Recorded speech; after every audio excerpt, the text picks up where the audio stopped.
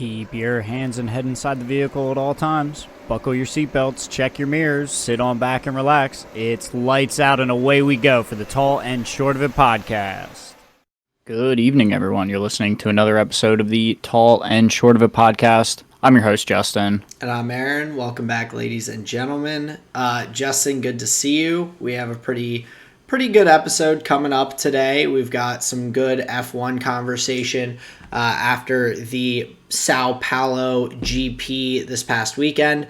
Really a lot to talk about there. We've got some LCS roster changes and expectations for rosters in North America as things continue to kind of solidify now that free agency is opened. Some good Magic the Gathering talk as well, right down the alley along there. So we're ready to hit all of it. But Justin, how's your week been, man? Yeah, I think my week's been pretty good. A little bit of that has to do with some of the Magic the Gathering that we'll get into towards the end of the show. But yeah, man, I'm doing well. It's good to see you. How are you feeling? I feel pretty good. I had an extra long weekend. I took off on Monday. So just to kind of get into my rows, that is kind of the start of it. It was Colleen's birthday weekend. I know I had mentioned it last episode. It was really awesome. Like, got to spend some good time with her family, with some of her close friends. Went out to a really, really nice dinner. That like I found a good spot that we both had some really awesome food. And she was happy with the gifts. So I know that I'm on the right track with that stuff too. So nice. It was a solid weekend. Nice rows for me. For my seed, I'll just jump to that before my Thorn, but my seed, I actually did a couple of job applications the other day, filled some stuff out, sent some stuff in. I took a lot of time on Monday evening since I took that day off to go through, do a lot of like career tests in terms of both like what would suit me, but also like how I am in a workplace environment, trying to just narrow down what options I have, because I really don't necessarily know what I want to do for my next job and everything, but I know what aspects that I'm looking for in a job at least. So I've started to kind of narrow that down and threw out a couple applications. We'll see if anything sticks, but yeah, so that's my seed. Looking forward to continuing to kind of put the pieces of that puzzle together. Yeah, that's really exciting. Awesome. Yeah, it's been a process. Like it's been so frustrating because I know the aspects that I want in a job, but every job test or career, whatever thing that's supposed to help point me in one direction that will like help me figure out what I should do, all point me to the career path that I've basically led so far in my life. So that's like a good and a bad thing. It's like I'm suited for what I'm doing, but if I don't want to continue doing it due to certain things, like that leaves me kind of in a weird spot. So, well, this is true. However, I'm suspect of a test like that. I'm not sure, A, who's writing them, what their criteria is, how many positions they have factored in. I don't know where they're getting their data of like possible jobs and where skill sets fit in. I'm worried that maybe like just putting it in a box a little bit where, well, there's got to be a bunch of things that it wouldn't recommend that you would be amazing for. Maybe things that, like, I hate to say it, but like maybe something that doesn't exist yet. That makes sense too. I think the weird part for me is that there is a lot, like, so I've taken a number of different types of tests too. So Okay. I took a like personality test to determine my like IN, like whatever the 4-letter thing that describes your personality, and there's all these different combinations. Like I've taken that. I took what job fits my life, what's my personal brand, am I a natural born leader or not, like a personality test about openness, conscientiousness, actually, like all these different ones. And Yeah. all of them basically, they don't necessarily, some of them do specifically give careers and jobs themselves. Other ones just give you more of a general, like, this kind of sounds about right, but like the what job fits my life based on what I was looking for, Yeah. it said like the general thing was people focused position. That was the headline that I got. Yeah, So it's sure. Like like that's so general, it man. is. So that's why I expected that to have like a list of like, oh, here's a bunch of things that like Right. encompass and some of them have that, some of them don't. But I think by taking like, I took like 8 of these different things and spent like a decent amount of time doing that, and recorded all the information here on a Google document so that I can look back at it and be like, okay, this is like, I don't have to retake these things. I listed which ones I already took. So if I do take other ones and try and like continue to gather information and potential options, that I'm not like just running through and doing the same thing twice. But Sure.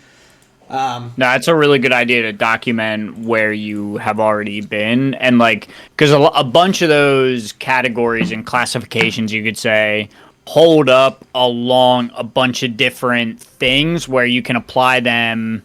What would you say? Like, they're not.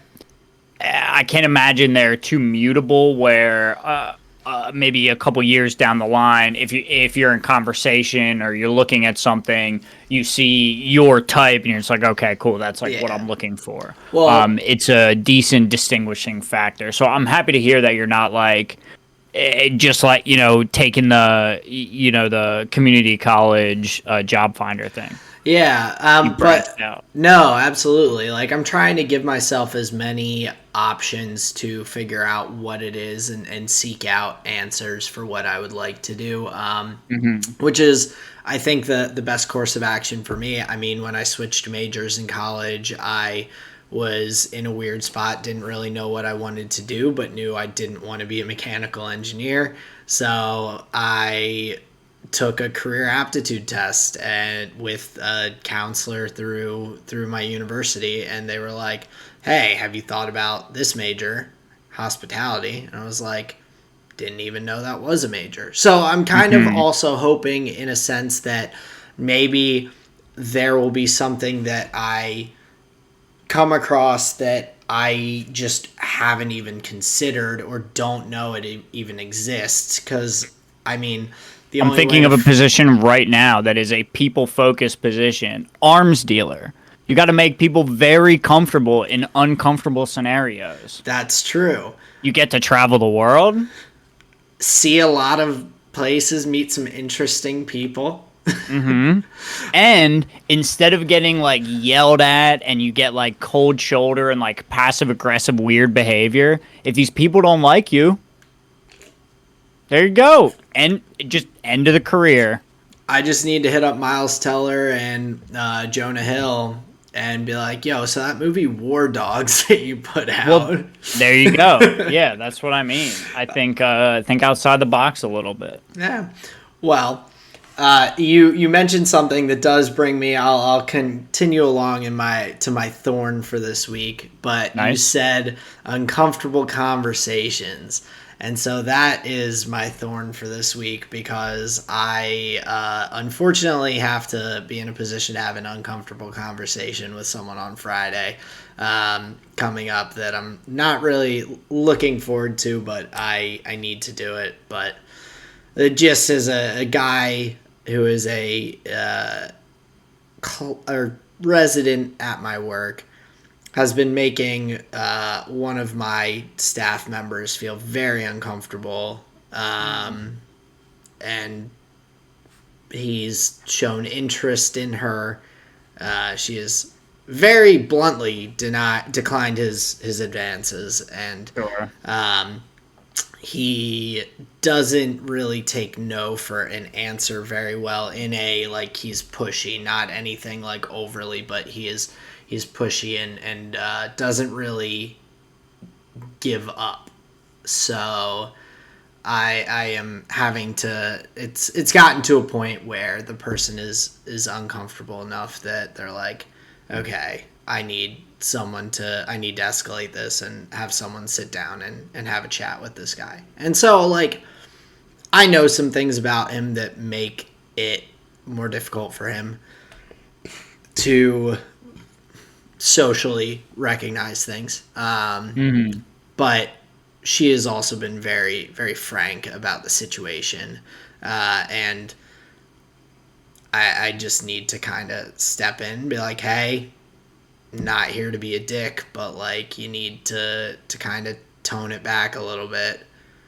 My goal is to make sure that both my staff and residents can both be comfortable and happy in their place of work, place of living, and things like that. Like, that's part of my responsibility. So that's going to be an awkward conversation on Friday, uncomfortable, particularly for him. He has stated that he is afraid of me, and he is a grown man who's a decade older than me, and so I find that both entertaining and also bizarre, because I think it's the first person that has ever actually been scared of me in my life. Um, so I just wanted to go. What does that mean, dude? That's weird. That's like weird to say, you know? Yeah, well, he has gotten, like, in trouble. I have kind of slapped some consequences down on him previously. So just the Due type of, to like, similar situations, and I'm like, and I've never had an actual conversation with him. I've, like, hit him with, like, papers from the property and everything saying, hey, you can't do this, you can't do that. But I haven't actually had a conversation with the guy, so I think he's worried that he's, like, in trouble. And really, I just want him to, like, chill the fuck out so that everyone can be just, like, cool, copacetic. right, So right. that's my thorn, because, like, I really don't have the time at work to necessarily deal with this situation. Like, I do, but it's, like, pushing other things a little off to the wayside, at least temporarily. But it's just, it's not going to be super exciting. Sure, and I imagine, like, so being that you've had to reprimand this individual before, like, is there an eviction policy kind of thing? Like, I know you want to just make him stop, and then everybody can go about their business. He doesn't have to lose his residence. But is there a point where, like, you do just out the guy for that kind of stuff? There is a point, but also, I mean, what he and most other people don't know, but in Philadelphia, it's evicting people is extremely difficult. Gotcha. Sure. I mean, people who owe us tens of thousands of dollars get put on a payment plan. Like, if you pay $200 extra a month, then, like, eventually in 35 years you might catch up. And it's like, that's what the courts are very tenant biased, and I mean, it's due to good cause. There's a large homeless population in Philadelphia, by doing that, you are avoiding more people being out on the streets and whatnot, but you are causing more headaches and difficulties for landlords and everything. So Yeah, for sure. it's not the easiest. And so, like, even if we did end up going that way, it most likely would not be an issue unless he did something like really irreparable. Well, then you But just have to call the police, and then he's right, just in and jail. that's Yeah. really when those situations like can actually proceed in this kind of scenario. If it doesn't But ever here you're just escalate trying to to that nip it point. in the bud. Yeah, and like Sure. I don't think he's a bad person. I just think he needs to like try and be a little more aware of social situations and things like that. So Yeah. yeah, so that's definitely my thorn because like one, I don't really have the time to do it. It's not like had responsibilities added for me because people being out on vacation and whatnot, and so Sure. I'm just going to have to deal with it. But I'm just hoping it goes well. I'm hoping he's receptive because, like I said, he's doesn't sound like a bad dude. Just needs to kind of yeah, I just need to nip this situation in the bud a little bit. So Fair enough, man. Well, I look forward to you having what would you say? I hope it goes as well as it can, I guess you could say. hopefully a productive conversation. There you go. That's what Yes, I'm sir. looking for. But Yeah. that was a lot about me. How about you, That's man? okay. That's a big tough one. I will start where you ended, so then from here on out it's nothing but good vibes. Sounds So, good. and my thorn isn't even that bad. So, my thorn is just bad sleep habits. I've been like tending to stay up later, waking up later then, and now tomorrow I have an early appointment, so it's like really gonna be like a So your sleep cycle's a little wonky. just a touch wonky. So that'll be unfortunate. Not that big of a thorn. But yeah, that's whatever. That's for tomorrow. That's for tomorrow, Justin, to worry about. My rose for this week is kind of a weird one, but these are. This is a better way to start it. This is a better way to start it than how I could have said it before. Anyway, so there was a. Do you remember there was a story about a lady who was a Wall Street.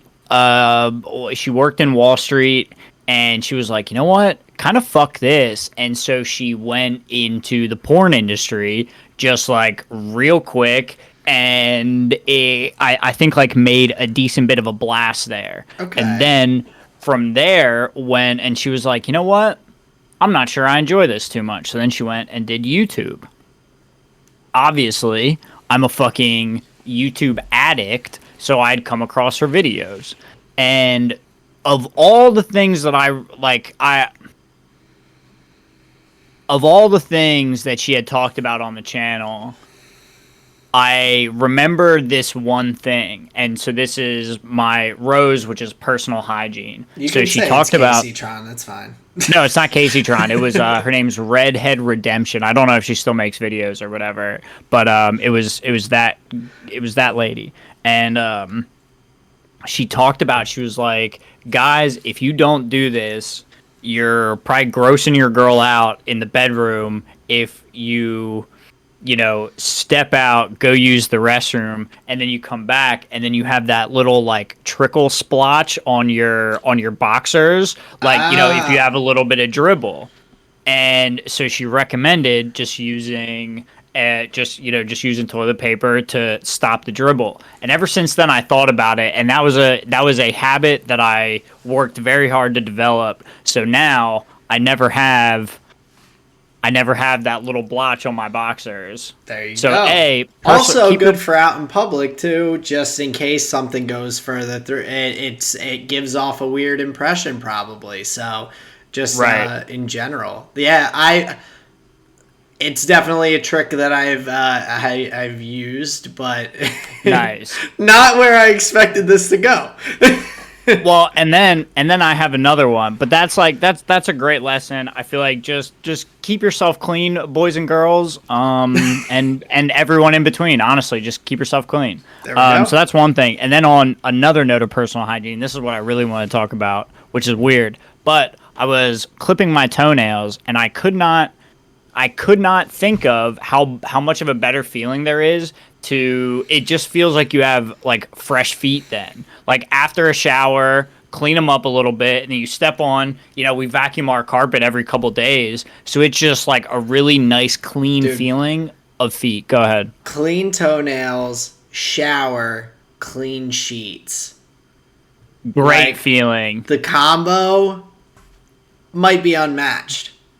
Great feeling. And Like, because the sliding your feet under the covers too. you're not going to catch them on anything. Plus fresh, clean sheets. Yep. Chef's No kiss. dirt, no grime, no sweat, no oil, no nothing. It's amazing. So yeah, overall, my rose is just keep yourself clean because it's fun to do and it feels good. Yeah. And then my seed for the week is just joining communities.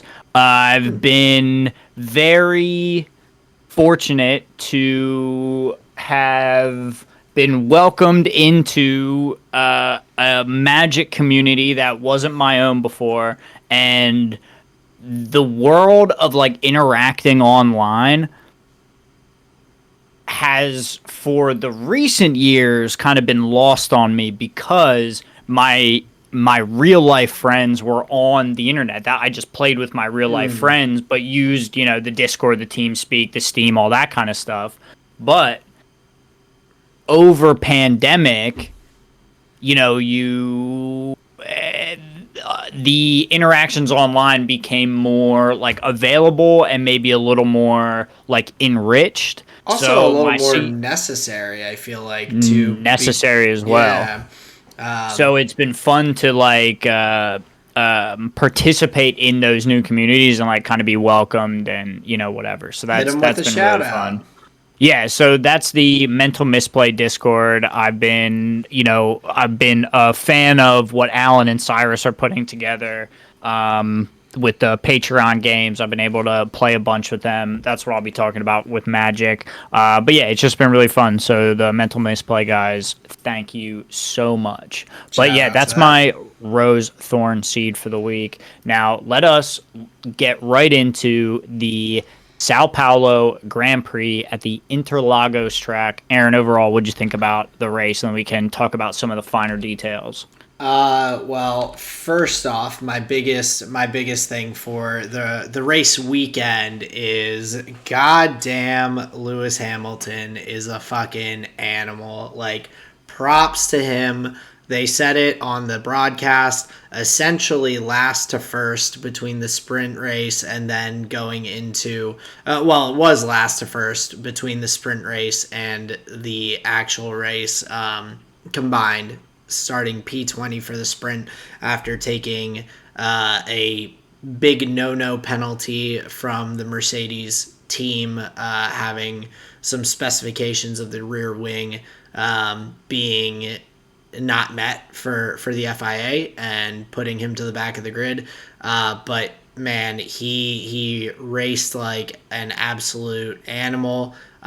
He was just stunning on the track. Like, I am don't have enough praise for how he raced this weekend, going from 20th to 5th during the sprint race in essentially a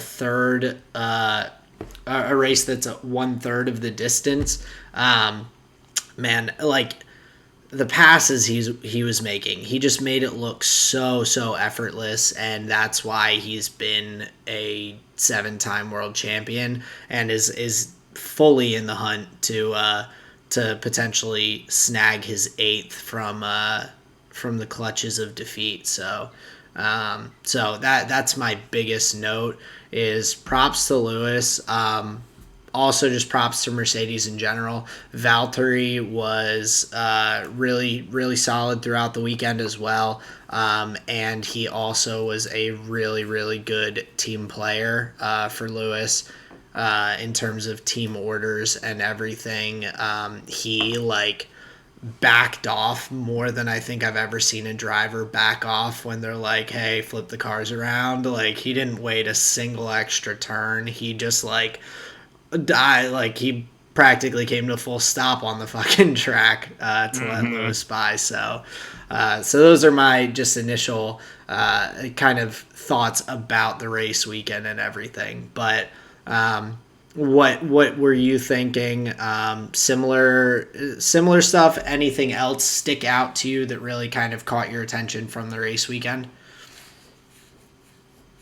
Not too much. Like, obviously the broadcast has a lot to do with that. Like, they can really only focus on so many things at once, and they were talking a lot about the Lewis and Max thing, where, you know, Lewis was just chasing everybody down. He did drive amazingly this weekend, although the sense that I got as the weekend developed is that, and I'm not sure this idea is like fully fleshed out. I don't know if I have any clue, but I get the sense that the back of the grid race penalty for these new engines is not enough for it to be an actual penalty. Because and it's not just with Lewis, he drove the car that he had really well. Even in a world where the FIA was inconsistent with their calls, the involvement of Max with the fine and having the thing, like, it was just a really weird weekend of a lot of what would you say, undue obstacles in the way of Mercedes, and they overcame that with blazing fashion, almost like Christian Horner said over the when asked about it. He called the Mercedes unraceable. Now, I'm not saying they're doing anything illegal, whatever, but what I think is very interesting, because it didn't just happen with Lewis this weekend. It happened with Lewis before. It happened when Valtteri got a couple of his. It happened when Max got his. When all of these drivers were taking these new engines and getting the penalty, it did not fucking matter what happened. They breezed through.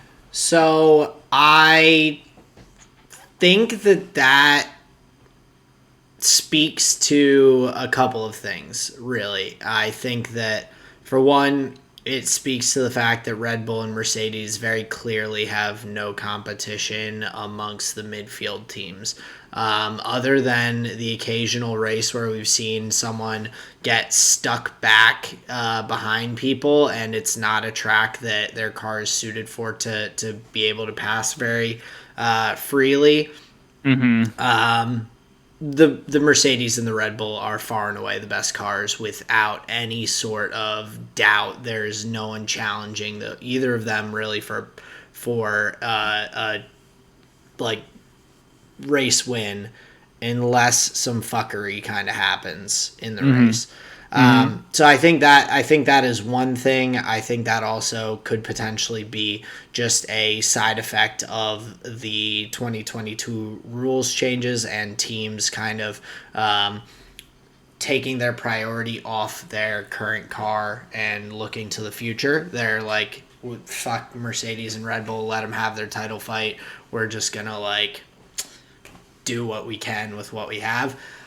So I think that is one part of it, one piece of the puzzle in terms of like when like other teams have taken engine penalties too, and like they kind of meander through the grid a little bit, like finish maybe a smidge higher than they normally would, but it's really the Red Bull and Mercedes that I think it looks like it doesn't matter when we have those grid penalties and all.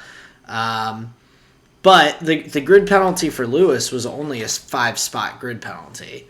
The back of the grid start on the sprint race was due to the Mercedes wing being having an opening greater than 85 millimeters. So that Right. was just another thing. But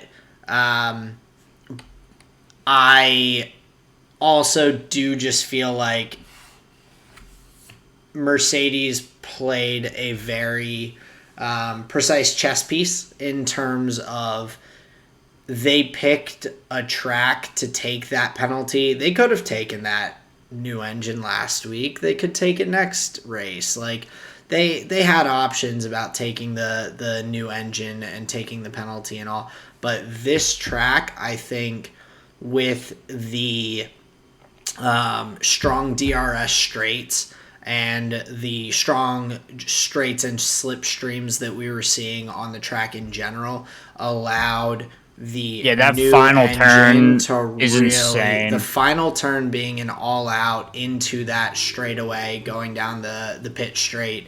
I think He was a fucking rocket, dude. that with the new engine, with it being just the Mercedes car that already has better straight line speed than I would say any other car on the grid normally, just made it look absolutely unmatchable. So I think that yes, the engine like changes and engine swaps and everything don't really seem to make as big a difference as like you would necessarily think in this scenario, but also I think that they picked a very good spot or good track to do that for to really like get the most out of that that engine change and all. So I mean, just honestly, big props to Mercedes. Like you said, though, the FIA was bizarre and inconsistent this week. Like, we have Max getting fined 50,000 euros for touching Lewis Hamilton's DRS wing on his car. We have Lewis getting put to the back of the grid for that. But then we have Max doing as little as possible to make that turn into, was that turn one? Or turn, like... Hold on. Hold on. All right. Let's walk through some of that. I'm not gonna max Stan. I just want to talk about what we know. Yeah, go for it. Okay. So when did he touch the wing? Because it was after. It was in Parc Ferme. So that like no changes, no touching. Was this like overnight? Was this during qualifying? Was this after qualifying? This was after qualifying, I believe. Walking through the walking past the cars on like lined up in the pit lane. Post qualifying pre-sprint race, Max apparently meandered past the Mercedes car and touched his rear wing, which I mean is the part that was under investigation by for the FIA, yes, failing the thing test and right, okay. So that's where it just starts to get weird for me. Like right there is I was listening to the one of the guys from Mercedes talk about that failed test, and they were saying that it was like by margins. It would have been a piece that had passed other tests, had passed like earlier, and for whatever reason it slid by slim margins. So that part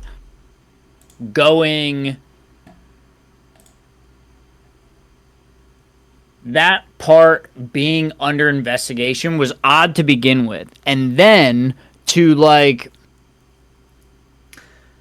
So I don't know if it was necessarily odd that part was under investigation. I think that probably with all of the statistical information that these teams have, all the computer information that they receive from the cars and all, that Red Bull was probably like, hey, he's getting like, normally they're like, on the broadcast, they're like, and an extra 15 kilometers per hour on the straight with the DRS. Maybe Mercedes was getting 16, 17, 18 kilometers per hour with the DRS open during the qualifying. And Red Bull's like, hey, that's weird. They're moving a little quicker than they normally would with that DRS. We want this to be looked at. And, like, I'm sure that it was something that came up on the radio in conversation with Max. Like, I don't think he was just wandering down and he was like a fucking middle school kid walking down, dragging his hands across the lockers. No, that's not what I thought happened. What I didn't understand was how could it have been the piece that was like under investigation? It wouldn't have been out on track. So their idea was that like it could have been Max touching it that made it fail the test. Was that the thing? I don't believe so, no. So it happened before. So it was that's just what I don't understand. I don't understand the timing of it all. Well, so with F1 cars, like you'll hear them talk about periodically, like, oh, they're not sure how this track's gonna race with their car, especially early on in the season. They're like, oh, so like practice one, you see like Valtteri is out there with a wide wing and Lewis is out there with like a more narrow wing to test the different downforce. Like, so these are parts that are interchangeable just like anything else on the car and regularly are changed. Right. It's possible that Mercedes, in an attempt to get as much of an advantage as possible, we're like, 85 millimeters for the opening for that DRS. Like, let's just try and get that as physically close as possible to that to get as much advantage out of that open wing on the DRS as possible. Right. So let's, like, make this piece open up just a teeny bit more or some adjustment or something like that. They just took it a little too far. And maybe it was a new wing, maybe it was a new part that they were putting on, and like the FIA was like, I would be remiss to say that I would not be surprised if Red Bull had pushed that inquiry to happen. That Red Bull saw something and was like, that looks a little funky. Hey, Michael Massey, get on the horn. I think that rear wing on Lewis's car is a little sketchy. I think you should check that out. Bring out the measuring tape kind of thing. Okay.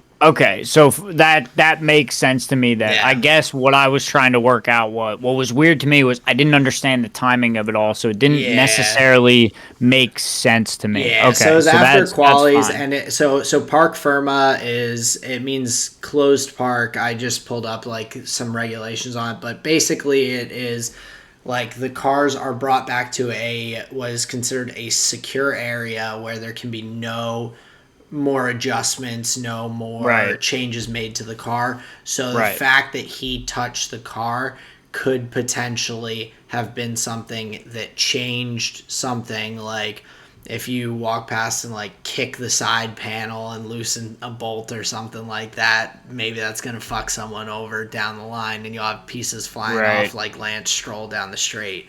Like, that was a lot. So I think that is the gist of it, that it was Red Bull probably pushed for an inquiry based on quality performance before the sprint race. Max probably heard them discuss this over the team radio during the qualifying and everything. Kind of went to have his own little look at Lewis's car on the way down to the paddock. And maybe like touched his wing a little bit, and they were like, no, $50,000 of your 20 million euro yearly salary, and then Lewis getting the penalty. So that's the gist of what I got from that. Gotcha. Okay, that makes more sense to me then, because that's also why it was Lewis was considered disqualifying because he used a part that was not specification during qualifying. So that's why he was DQ'd from the qualifying and sent to the back of the grid for the sprint race. Whereas if this was a normal weekend and that same situation had happened, he would have been at the back of the grid for the actual race. In this case, he's just to the back of the grid for the sprint, is able to make up those 15 positions and then start P5 for take his engine penalty, bump him 5 spots back, start P from where he placed 10, in the 11, whatever it was for the start of the race. So... Okay, gotcha. Yeah, so very just like bizarre, and obviously for anyone listening, like as we're talking about it, a very bizarre and peculiar situation in general, because this kind of thing doesn't, like, we're piecing it together here as we're talking it through. So I think where I was going in terms of the FIA consistency and all is just the fact that they were so strict, so on top of something like that. But then when Max was defending against Lewis, there were multiple things that I personally saw that if I was a steward for the FIA, Max would have probably gotten some penalties. One, moving and really weaving almost on the straight, trying to break Lewis's slipstream on him.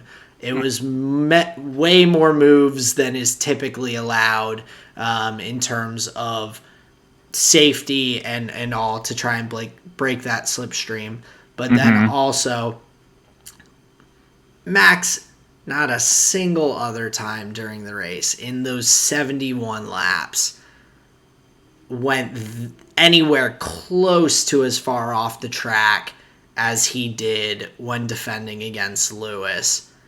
Dude, everybody did. Right at the beginning of the race, there were a bunch of people that went way wide. But that's like a first lap. Like from what I've gleaned and seen, the first lap of races I find it hard to believe that a race car driver just didn't turn his wheel. I really find it hard to believe that he, like, I mean, go ahead. I cut you off. No, well, like at the start of the races, like it's a little more reasonable to see these guys going wide because they're trying to make, especially like at turn 1 there in Sao Paulo, like that's a relatively sharp first turn. And they're trying to go like 3-4 wide in a bunch of cars. So, of course, there's going to be people that get pushed out trying to avoid contact and everything. Once Max was alone in like the front of the race after lap 1 and out there, he drove the racing line and didn't go wide. Keyword, alone. I know, but he had the inside track and he had the racing line and he just didn't drive it. Like, I understand I understand defending. I understand making it a little more difficult. He had the racing line. He had the racing line and was ahead of Lewis. But he could have driven his you have it doesn't mean you have to, like. But so if this is where us not being drivers, we don't have a clue. Like, if he took the quote unquote the racing line, yes, even though he had it, if he took quote unquote the racing line, he would have like taken it way tighter and Lewis would have just passed him. So when they're... No, because he had the lead, so he could have taken it to the edge of the track all the way to the curb because he had the lead and was like on the inside. So he could have taken the turn the same way he normally did, taken the line the same way, and Lewis would have either had to fall back behind him, go wide off the track, and potentially... Like, Lewis had 3 options. Either fall back behind Max and try again. Try and, like, take a wide turn and get a better exit out of that turn and go on a more inside line and try and do like a little inside out maneuver, or go wide off the track and have to fall back behind Max anyway if he had gained a position while being off track. So like Max has in his position every right to make it difficult for Lewis to pass. I am not like going to knock that in the slightest. Sure, and he didn't like run him into a wall. There was like a mile of runoff there. Oh yeah, but like if it was a different track, that could be gravel, that could be like, I know it's not a different track. I know we're looking at it in this situation and everything, but like yeah, and Max would obviously that. He's not gonna run my man like into a sand trap into the wall. Like no, I know the different track arguments. Like honestly, right, which is why I reeled that back in because yeah, different track, different scenario, different actions and reactions by the drivers. But my concern is like, okay, so Max was ahead in that scenario. There's a world where if you as a driver believe. You obviously see Lewis as fast as fuck. If there's a world where if Max believed that just like everybody has their take of, oh well, he should have did this and he saw this and blah blah blah. If Max saw Lewis faster on the outside, it's reasonable for him to race Lewis away from the outside. Just because he has a racing line doesn't mean he has to take it. Is there a world where the outside for Lewis, in that scenario, he was faster? I don't believe it was any amount of unsportsmanlike. I don't think Max is trying to run my guy off and, hold his position. It seems like they were racing each other to the capacity that the present area of road literally allowed for, and whoever came out ahead of that would have been perfectly fine, whether it was Lewis or Max that came out ahead. But I don't believe the race car driver not turning his fucking wheel. I believed he's racing Lewis in the way that was going to keep him ahead of him. So this is where my issue just comes in with that. And like, yeah, I think with us not being racing drivers, there's going to be some bits and pieces missed. But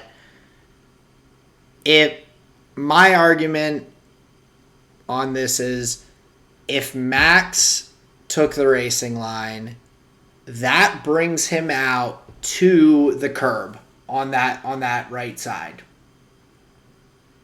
Sure. If Lewis has faster speed on the outside of him from that, it doesn't fucking matter because he can't pass him because he would have to go off the track and he would gain a lasting advantage by going off the track to pass Max, even if he's faster on that outside.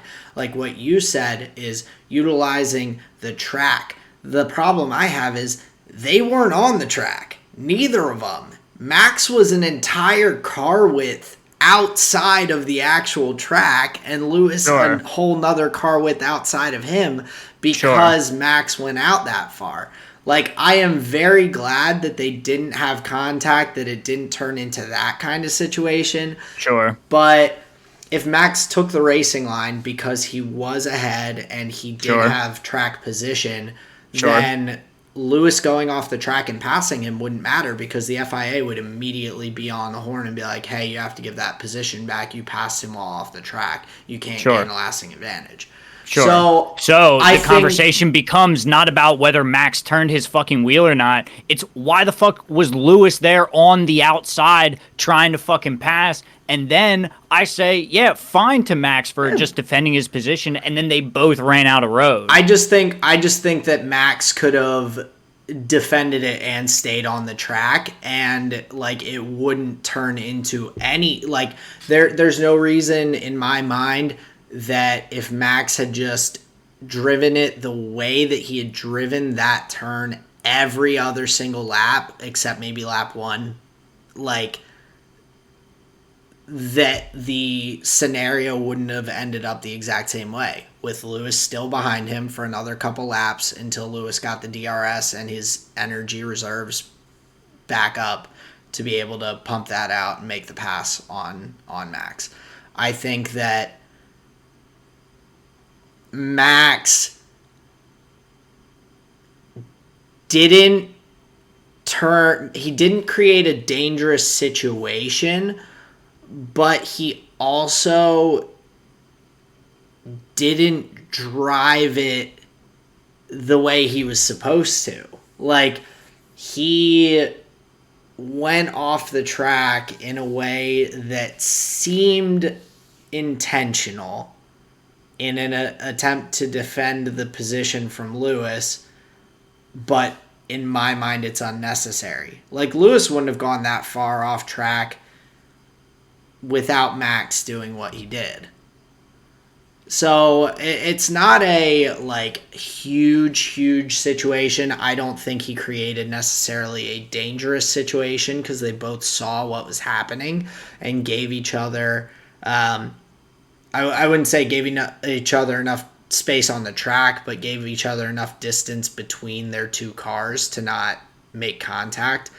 But I think it was very unnecessary to do what Max did, and I guess the only reason in my mind that there wasn't a penalty was that the FIA looked at it kind of how I did, in a way of Max would have held the position anyway just due to him having track position and Lewis only having the ability to pass off track. Since that's the case, it doesn't matter that they both went wide because Lewis wouldn't have gained the position anyway, so why penalize Max? I just feel like he intentionally drove off the track, which I disagree with. And when Fernando Alonso did it and is cutting corners and driving off track, it's a similar. Come on, man, come on. You're taking all of these rules as so black and white. There is a world very close to ours where the rules that the FIA have set up don't necessarily jive with how actual racing happens on a track that's existed for God knows how long. These cars are fast as fuck. These racers are so close to winning the thing. I do not believe and that is why Christian came on the radio. We heard the radio between him and Michael Massey, and we heard him say something to the effect of, come on, Michael, it's two drivers racing, just let the boys play, basically. Right. And so I'm not upset necessarily with it, but also prior to that, just the different things that Max did, I am concerned. We've talked about it earlier in other episodes of the podcast. We don't want to see these cars go into each other. There is also a world very close to ours that Lewis doesn't recognize that Max is taking that turn that wide, and then Lewis gets nailed by Max going out wider. There's a world where Max essentially weaving on the straight back and forth, making multiple moves to the point that the broadcast also was that seems like a lot of extra movement from Max on the straightaway. It does cause a dangerous situation. And so my mind is on, this is a tight drivers championship. They are going to race hard and everything, but I don't like the way that Max did that. You can say, hey, let the boys play. At the end of an NFL game, you don't want to see a fucking pass interference call determine the game and change the outcome. I completely get being a little more lenient in a tight situation like this where you don't want you making a call as the FIA that ends up seeing hey, fuck it. Maybe they are like, oh, Max it's not. It's Max not gets have the a stop rules and and go then penalty. be lenient on application. It's just have like more lenient rules and understand what actually happens on track. But I think that they are being more lenient due to the situation of the Drivers' Championship. That same situation, if that happened earlier in the season, I have a feeling that there's penalties. I do not enjoy inconsistency in general. I don't think that it, and this is personal, my own difficulty with like, I want things to be fair, but life is not fair.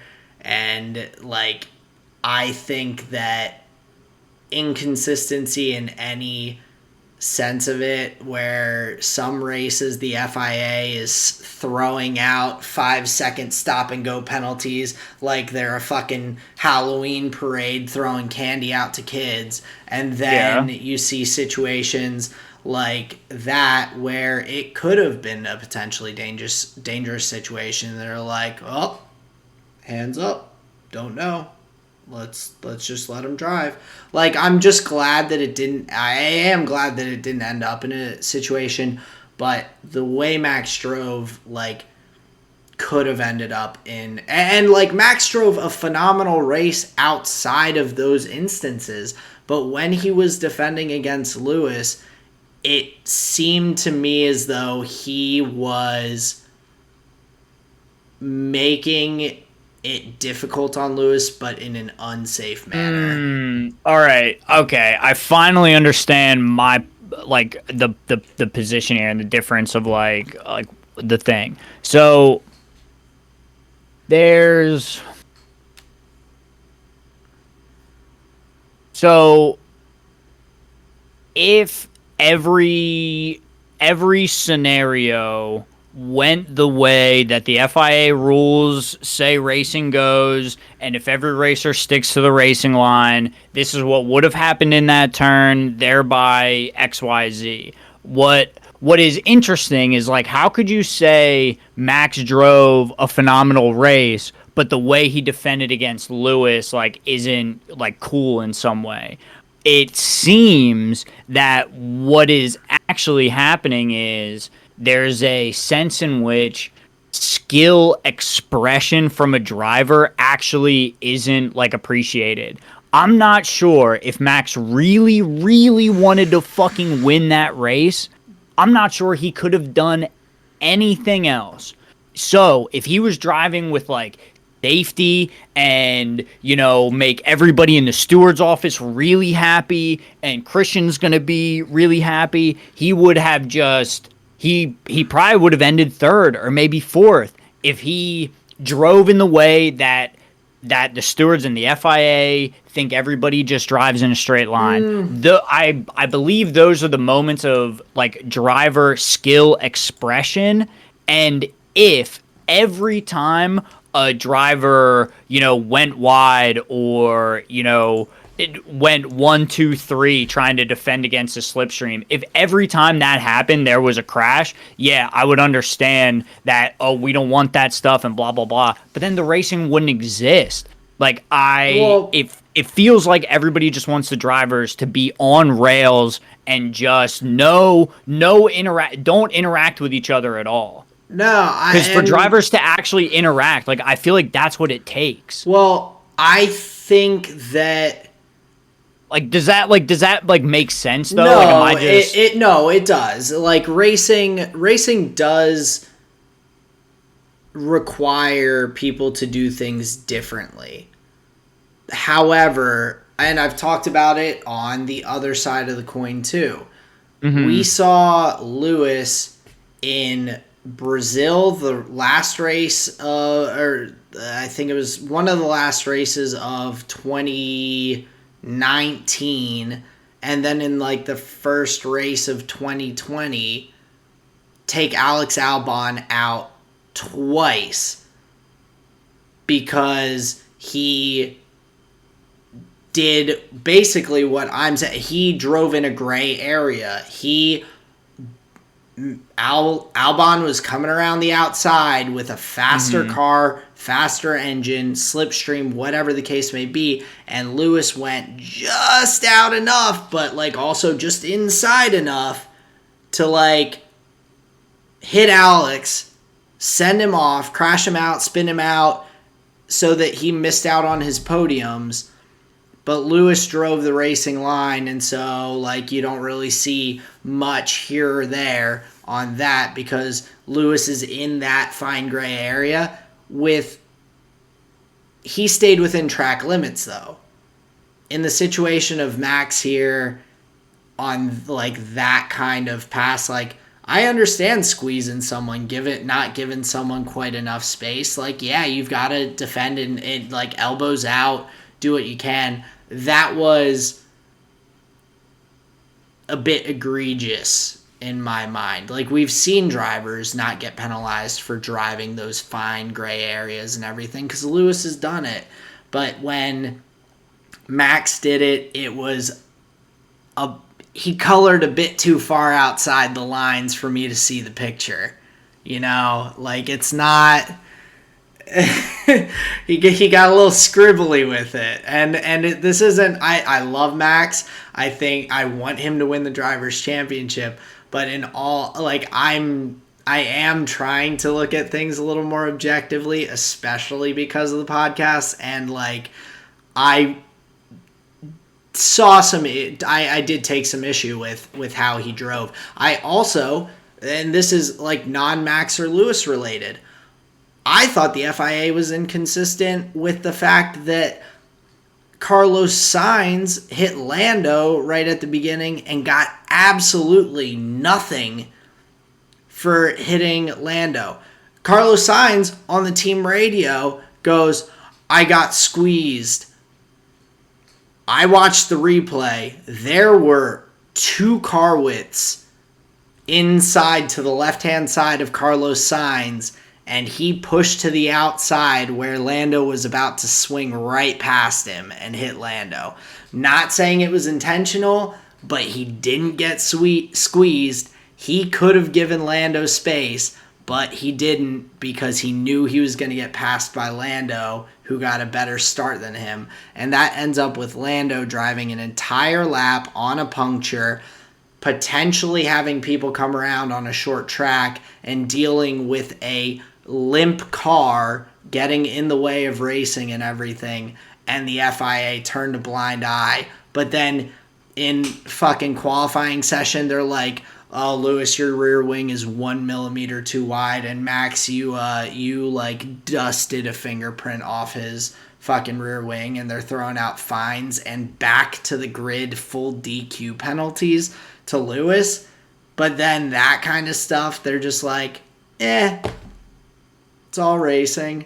Like, I think I'm honestly more frustrated, I think, with, and like now that I'm like talking through it all, I'm more frustrated with the inconsistency of the FIA than I am about like the actual driving. I think that's more my frustration. Yes, and so like thank you. Okay. I still will stand with, I don't agree that Max made an effort to necessarily race in the most fair way, but the inconsistency from the FIA is what frustrates me about the situation most of all.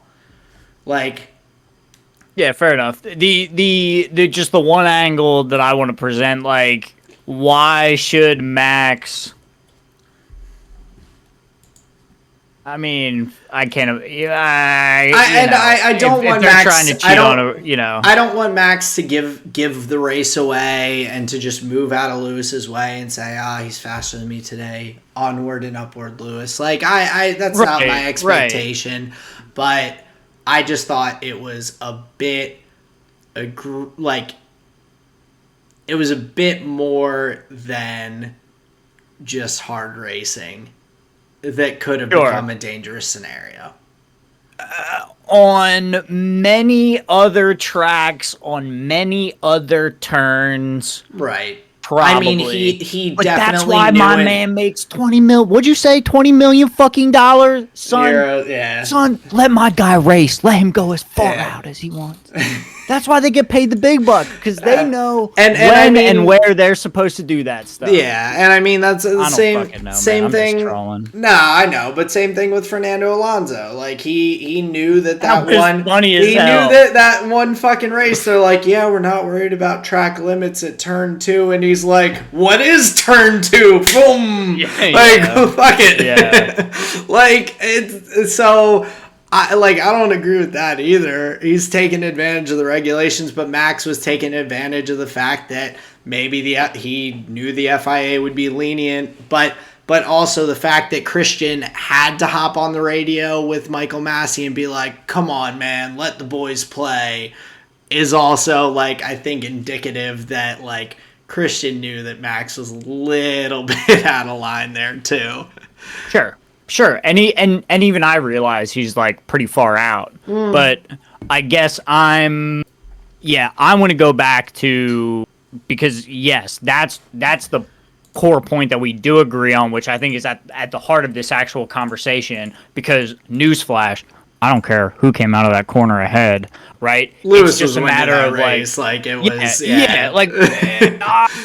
that's not what I'm mad about. Right, yeah. It's the like we're talking about. It's the we can't have a consistent feeling or opinion on what's being called during a race, because every single track it's fucking different, or like every weekend it's different, every scenario it feels like, well, wait, like why is that? That feels excessive, or oh, that doesn't feel like enough. Like it's all this like up and down from our perspective. So hold on. So maybe the solution is, because it seems like the FIA is really good at making the teams be as consistent and above board as possible when in relation to the vehicles. So is there a world where it's like FIA engineering and FIA race day, where like there is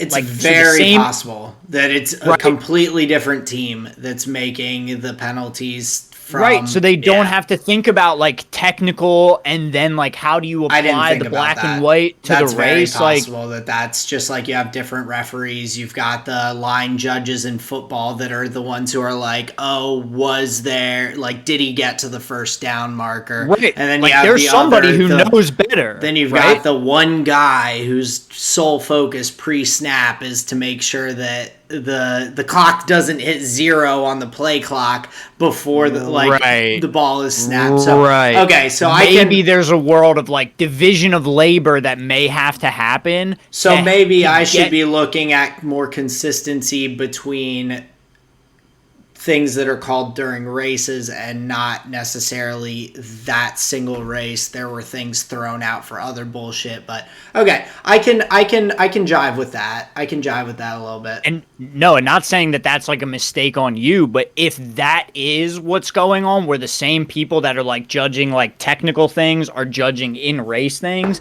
then the argument is there should be a separation of church and state in that manner. Well, but if there already is, then the critique has to be like, okay, what's up in the air here? The racetrack things, or let's look at like the technical spec type stuff.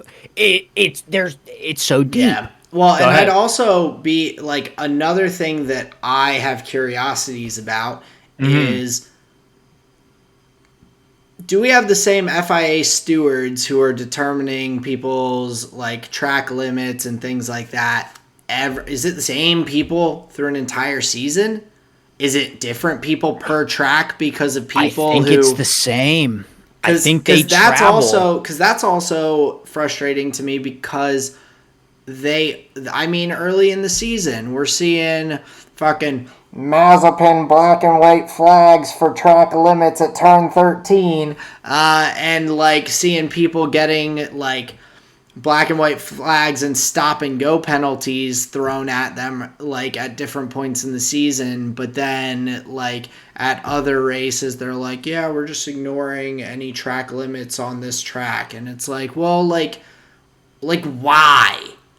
Like I think that also, as someone who is relatively new to F1 in the grand scheme of things, like, it's difficult for a viewer who's trying to get into it. If someone is brand new to F1 this year and they watch through and pay close attention to every race this season, there are so many points that they could be like, well, why was that this and why is this not?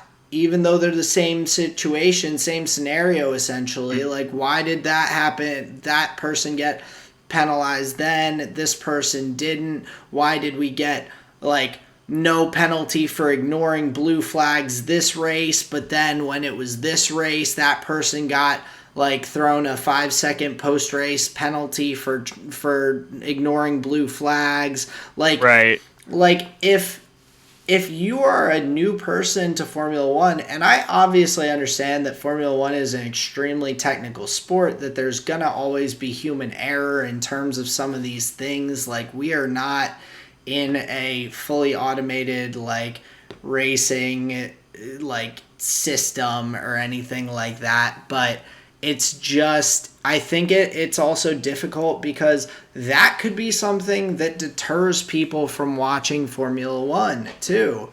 Like, if they're trying to grow the sport, they're trying to, like, have these kinds of, like, growth and everything, someone being like, well, for this race, they just decided to ignore it because they wanted to keep the title fight close or whatever. Like, they're like, oh, they ignored it because they wanted to have the excitement. They wanted the storyline. They wanted that, like, there are ways that someone could twist that and say, oh, the FIA wants this is the script.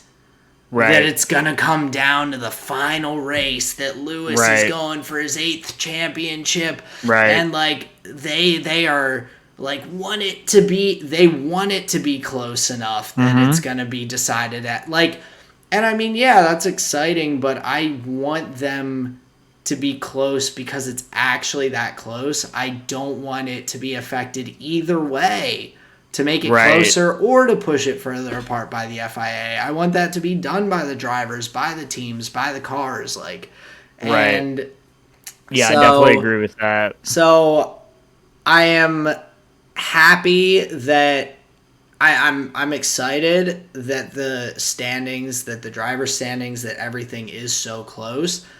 I just really would love to see more consistency out of the FIA on stuff, or at least more explanations of, like, I would love, hey, fuck it, throw out a post-race little breakdown of anything that was a questionable incident, anything that went under review by the FIA, and say, we determined that this was not, or this was, a penalty based on XYZ. There have to be reasons that they determine that something's a penalty. There has to be a reason that Yuki Tsunoda got a penalty for trying to make a dive down the inside line on Lance Stroll and nailed him in the side, but then there's no penalty for, like, Carlos Sainz hitting Lando by moving out when he had no one on his inside that was forcing him out.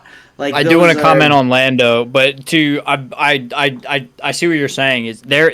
I have a note where it's like quoting they would have to quote the rule book, and I would love to see that. I would love to see. I'm not going to read the rules otherwise. I'm learning as I go. But if you show me all of the rules that applied to today's race and the articles that they used to say, like, okay, what happened here? Go here. This is what they read and said, was he in or out of line of this?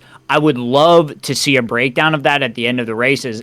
But there's a world where, like, the casual fan I can imagine couldn't be bothered with that kind of stuff. So there would be this really fine line of like, yeah, you would just have to make it available for the hardcore fans. And if it is already available, other than just like knowing the whole rule set and seeing something and being like, oh, well, that's, whatever. But yeah, I feel like I'm constantly asking the question like what's the precedent for this? Like when did that last happen? Yeah, I Yeah. agree. And I would love to be able to see something like that. Like, well, back in 1989, XYZ happened, and this caused a precedent for, like, law, like legal shit. Like FIA law. Yeah, like I kind of want to know that because you have to figure like that's probably what it was from. and Whatever, fucking Spa 1972 where blah blah goes into this guy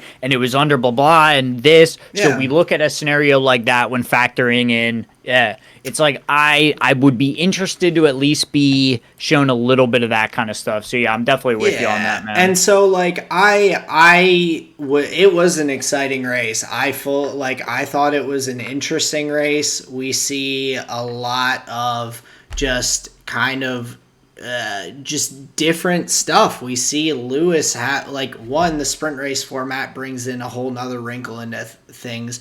We see just all these different things. Lewis with the engine penalty, flying up through, making moves past people. Other Mercedes engine cars not being able to keep the Mercedes at bay at all, like we've seen at other tracks where the McLaren Mercedes have kept Valtteri in the middle of the pack or made it difficult, or like those things. But yeah, I mean, overall, like, exciting race, but I was just unfortunately left with more questions than I would have liked to be.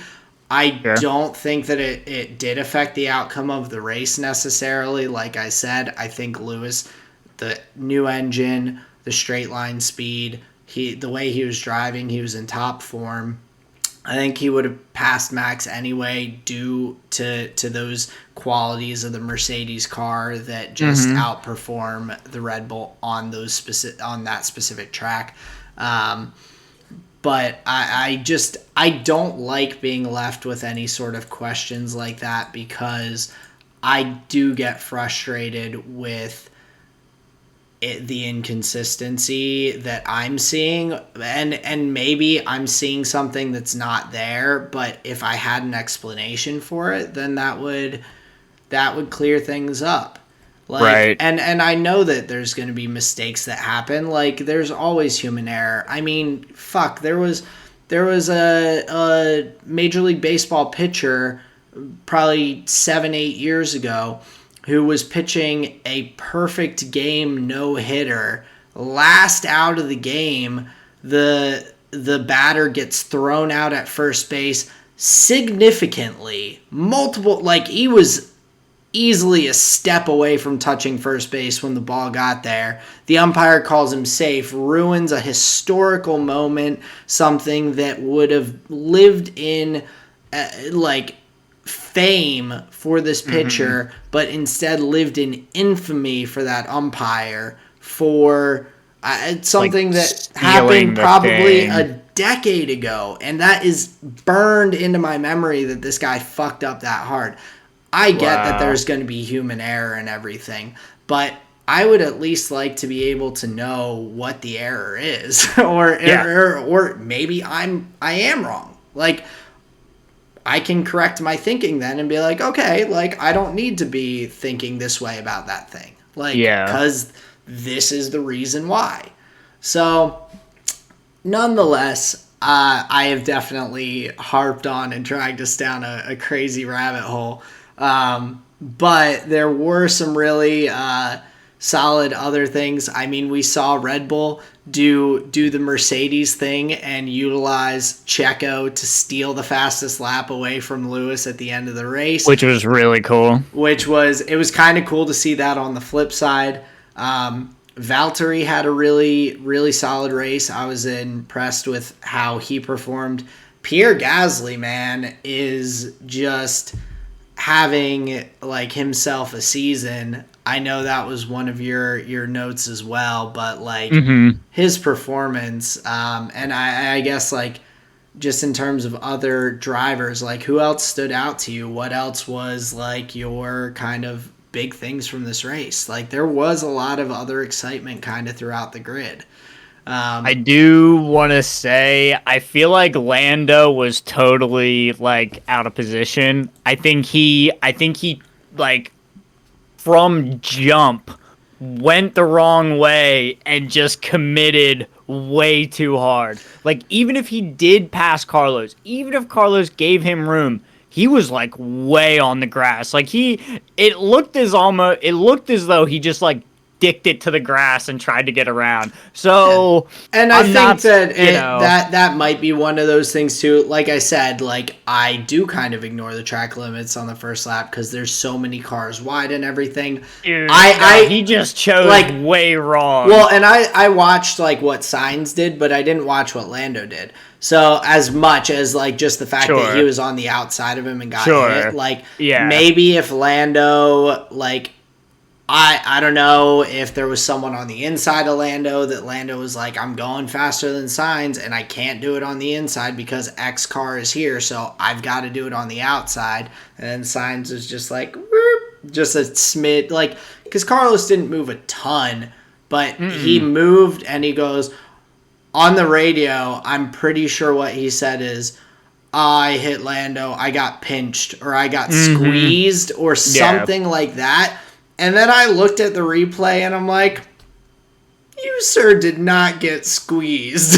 Yeah, it wasn't that bad, and the radio message was very like flippant. But yeah, I Yeah. just I just think Lando chose way wrong, like right from lights out, and then just committed. But That either also way, wouldn't shock me because, like I said, I didn't look back at that. I saw Lando trying to go for the pass on the outside. I saw Signs bump out and also sure. have plenty of room on the inside, and I was like, No, I think Carlos, it was more of you a big naughty, mistake from Lando naughty than like a boy. naughty Like, Carlos. Yeah. yeah, that's very possible as well. So that might be another reason why the FIA didn't penalize there. I was sad for Yuki because I thought he was having a really nice race, and then when he did hit Stroll, that was like kind of put an end to any sort of racing up through that he was going to have Yeah. with damage to his wing and all. Also, I was a little I was surprised by Mick because Mick's like kept his nose clean pretty well throughout. And then him hitting the Alfa Romeo and everything was a little uncharacteristic, but also at the same time, I looked at it, I'm like, man, for a rookie, he has driven pretty cleanly throughout the year with relatively minimal damage or mistakes in terms of those things. I'm like, I looked at that. I'm like, rookie shit kind of happens. Mm. But otherwise, I was like, it kind of made me recognize, like I just said, like as a rookie, Mick has been a pretty clean driver. He's not in a car that's super competitive and everything, unfortunately. So, like, obviously, we're not seeing him compete a lot up the grid, but I was. It kind of was like a little wake up call. That I was like, oh shit, this guy he's like having a pretty nice rookie season. Mm-hmm. Especially compared Points to or not. Mazepin. Yeah, like I was. It kind of gave me a little recognition in my mind about that. So I feel like for a driver like that and for a team with Haas, I'm not even sure you're supposed to try and compare him to other drivers or other cars or other teams or whatever. yeah, I think you just have to look at the teammate, and yeah, I think he's performing way and above better than Mazepin. So yeah, he's been a treat to watch. definitely. But we also had two Alpines in the points, both Yep. Ferraris coming on Yep. strong here at the end. Any other, I guess, points of interest from the race that really stuck out or really like grabbed your attention? Not really. I like that Ferrari eked back the advantage for 3 over McLaren with their what is it, their 5-6 finish. Um, It's fun seeing Alpine do really well. I like their team. I like the package that they bring on the weekends. It seems like they really set up their cars well. Yeah, I would So yeah, agree. just watching Alonso drive is always fun. Ocon, I feel like, is surprising often. So maybe at a certain point, stop being surprised by him and just like he's just a good driver. Um, but yeah, no, I think it was just a fun weekend. Obviously, it was a marquee weekend for Mercedes. Red Bull put up the fight that they could. I love my favorite moment of the weekend was when Toto like fucking yelled at the camera from behind his thing. Yeah, it was a big like, yeah, fuck you FIA. Yeah. So that was fun. It was a good weekend. One other just point of interest that I saw that I Sure, didn't notice during the race because it wasn't sure. depicted really, but with Checo taking the fastest lap on the last lap of the race, Hmm. and I'll link you this right now actually, but there was a ton of smoke from fireworks on the track in Checo's way during his fastest lap. And that is just like a point of concern for me in terms of like the safety of that anyway. Like the racing is still very clearly going on, and I understand, yeah, like there's times where they've got like Max's crew has the orange smoke going and everything, but It was a like big concern that weekend too for the Dutch at yeah, Zandvoort. and that like is a bit concerning to me, the fact that like Checo's driving through what looks to me like you would imagine like a rainstorm on a Hmm. really bad day on the track to be, Yeah, it seems as pretty he's like, dense. and as he's going at as fast as he can for the fastest lap and everything. I was like, I saw that after the race and I was like, that's a little concerning, but glad that it didn't turn into anything. But it was just a weird kind of note that I had. Um, but moving on, in other FIA news, we have a new Alfa Romeo driver coming on for 2022. Um, Hmm. just wanted to hit some quick thoughts with you on that. Hmm. Guan Yu Zhou coming Hmm. in, taking Antonio Giovinazzi's spot from Hmm. Alfa Romeo, going to be driving side by side with Valtteri. Yeah, I guess just what are your initial thoughts? I think it's kind of exciting personally to see that happening. So I'm always a fan of I don't want to say like diversity because I'm not even sure that I care that he's Chinese. I just think it's fun that Alfa Romeo is bringing in a rookie driver to drive with Valtteri. The fact that he is a Chinese driver, I think, is fun. Maybe like for the FIA, and they can say that kind of thing. But what I think is interesting is now there are two Eastern drivers on the grid. And based on what this individual was doing in F2, because when it was announced, I went back and checked out a couple of his highlights from the F2 championship. My man is driving pretty well, and it seems like he'll be a great addition for a team that, like the others at the bottom, will be unlocked by this, the budget thing and the new regs and all that kind of stuff. So I think it's going to be a great year for a rookie to get in a car, because it's going to be all to play for in the sense that it's going to be so wide open. And the fact that he's like Chinese, whatever, that's just like a bonus point. In the sense of like, oh wow, cool, now you have like Italians and English, you get like diversity on the grid. I know people enjoy that. I think that's fun, but that's not the part that I care about most. I think the part that I care about most is the fact that now we have another winning Chinaman. Yeah, and I think also like he has raced against as teammates with the likes of Callum Islet, who is also a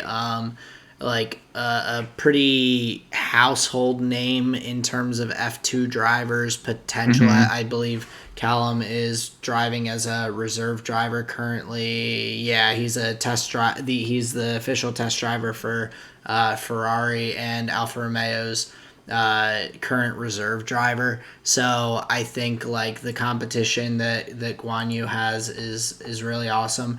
I also just like on a like different level am excited for it in terms of like you said it's another Eastern driver on the grid, which just makes it a little more interesting, but also just the fact that I don't think that Formula One is that huge in China. Like, that is a huge demographic to potentially bring in as viewership, fan base, and everything for, like, obviously they have the Shanghai Grand Prix. They've had races in China and everything. But I don't think that there has, as far as I'm aware, been as much excitement from China in terms of Formula One racing. And I Hmm. think that this will bring an additionally large audience in. He also, like you said, he's been putting some really good drives down in Formula 2, and including this year, it has been relatively competitive. I believe he is pretty tight up there in the F2 championship.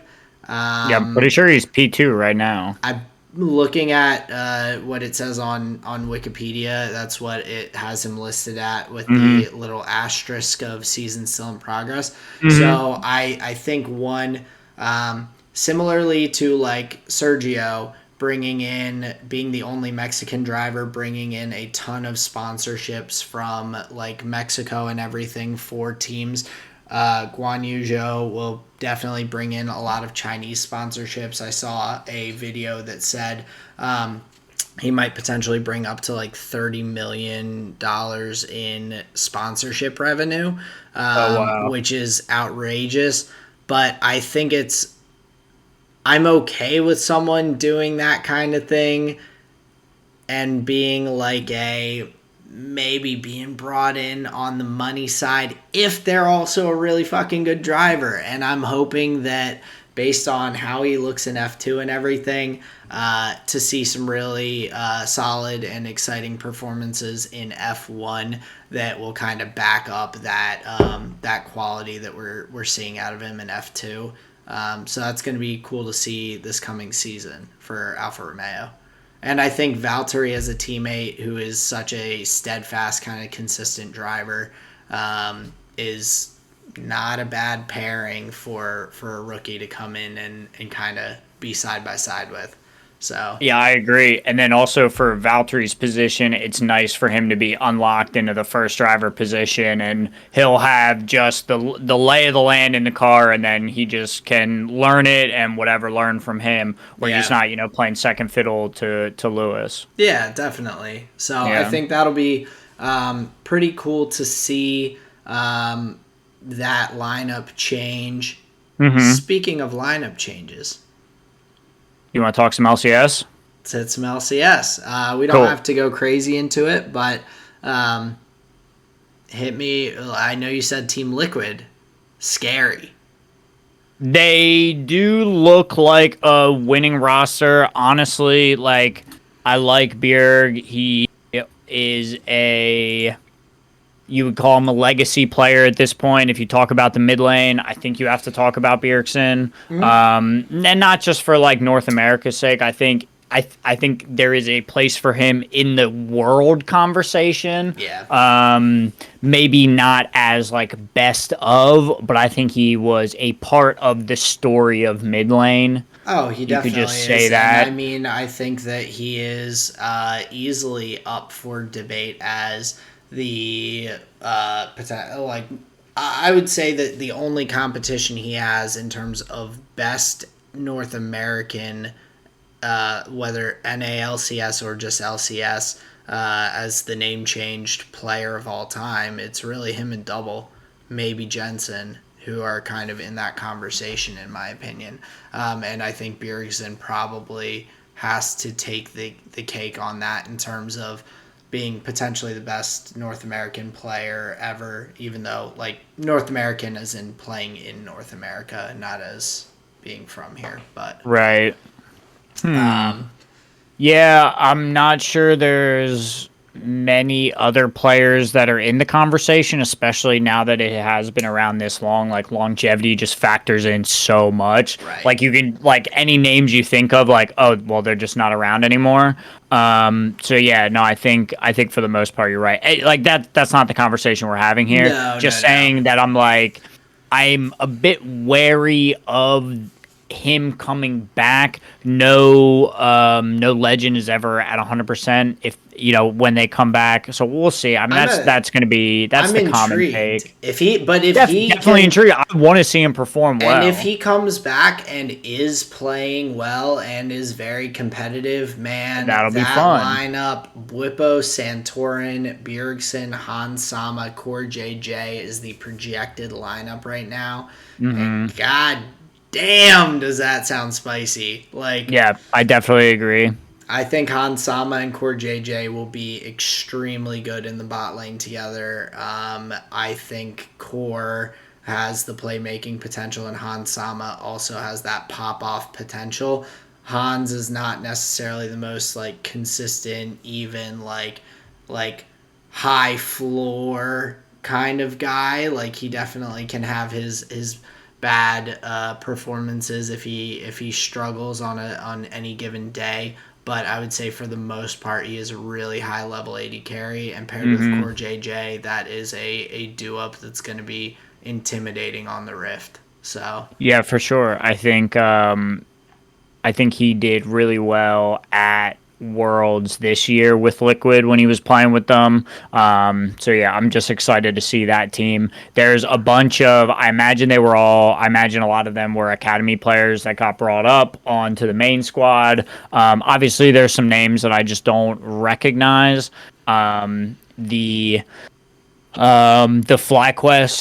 The FlyQuest roster seems interesting, where we have a mid lane and a top laner that I'm not too familiar with. But Aframu, he's an up and coming European mid laner. Okay. So he is starting to come up. Kumo is the Cloud9, or previously of Cloud9 Academy, who was the backup to Licorice. Who came in at a couple points when, like, Licorice was taking breaks due to injury and whatnot. Kumo's been around periodically, kind of bouncing between LCS and Academy in NA, but he has good performances on carries. But I think the biggest issue with him was his consistency to play a large range of champions, particularly like tank champions, were not his forte. But that was 2 years ago now, I guess. That was going on with Licorice. So yeah, FlyQuest not really looking to be bad, but I think they'll probably be a relatively midfield. Johnson and Aframu.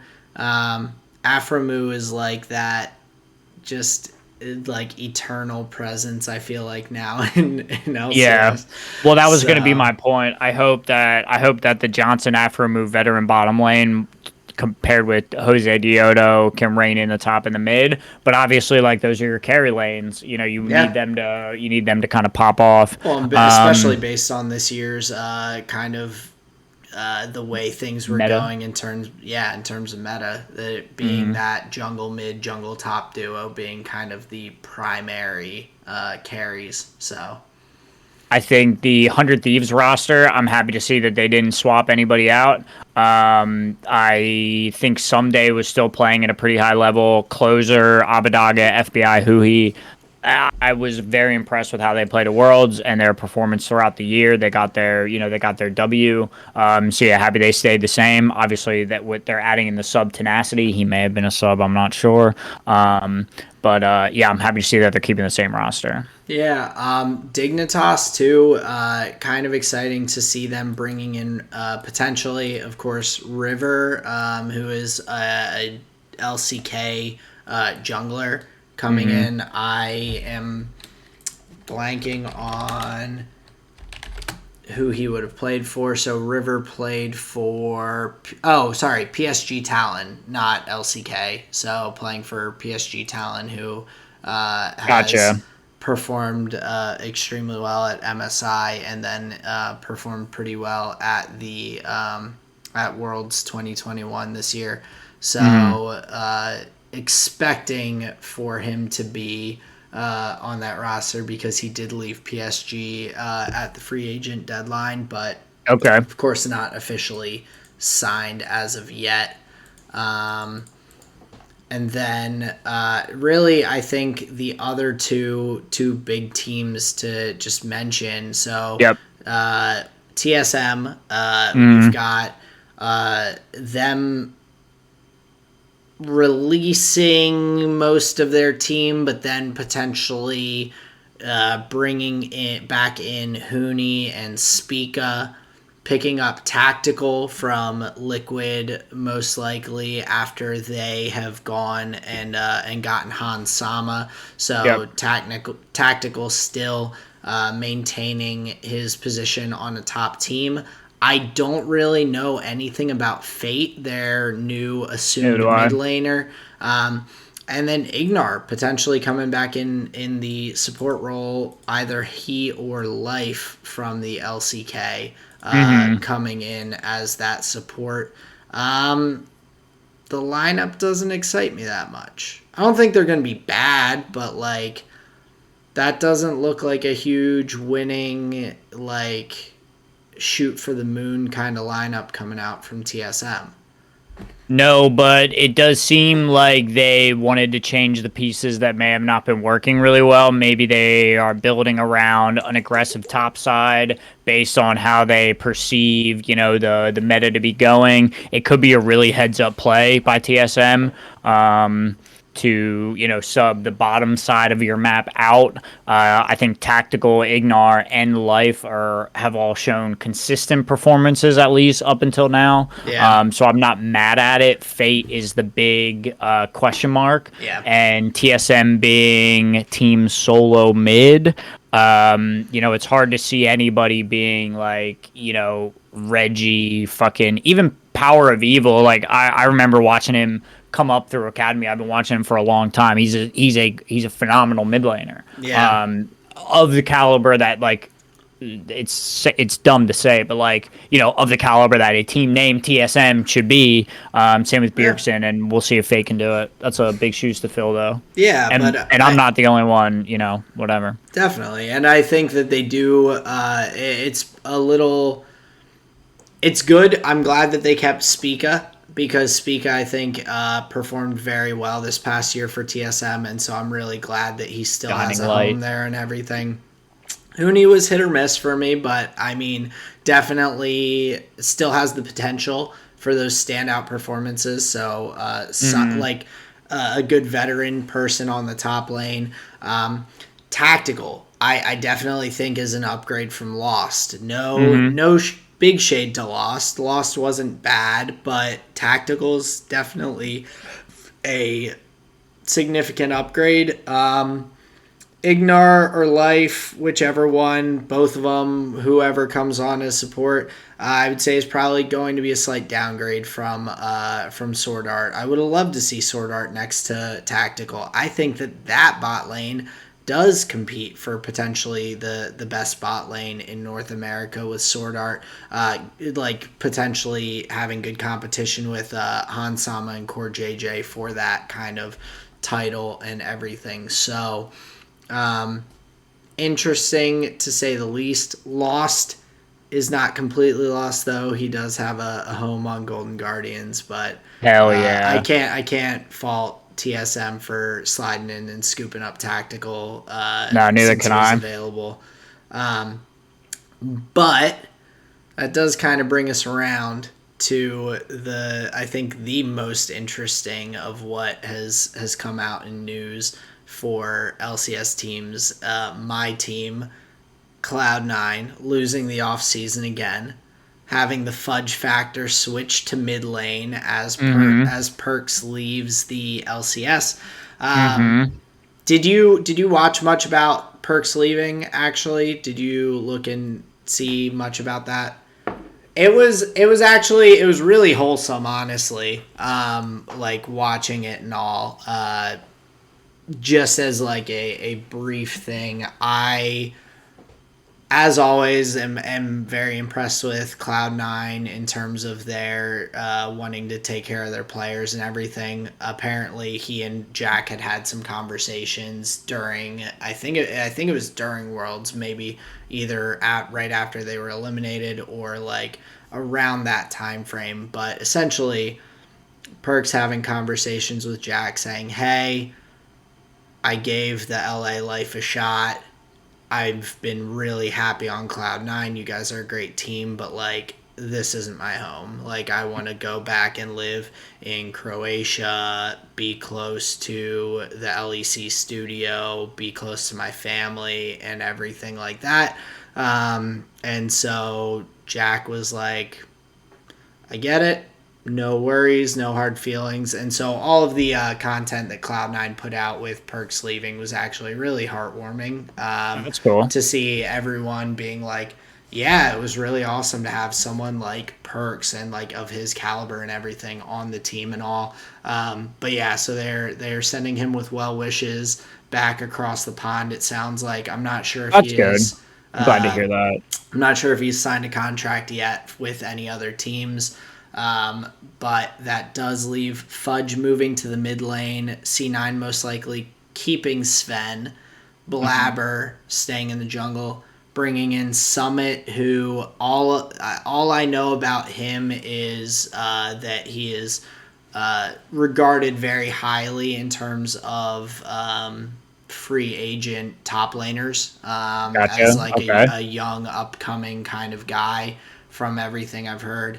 And I know nothing about Winsome, their expected support.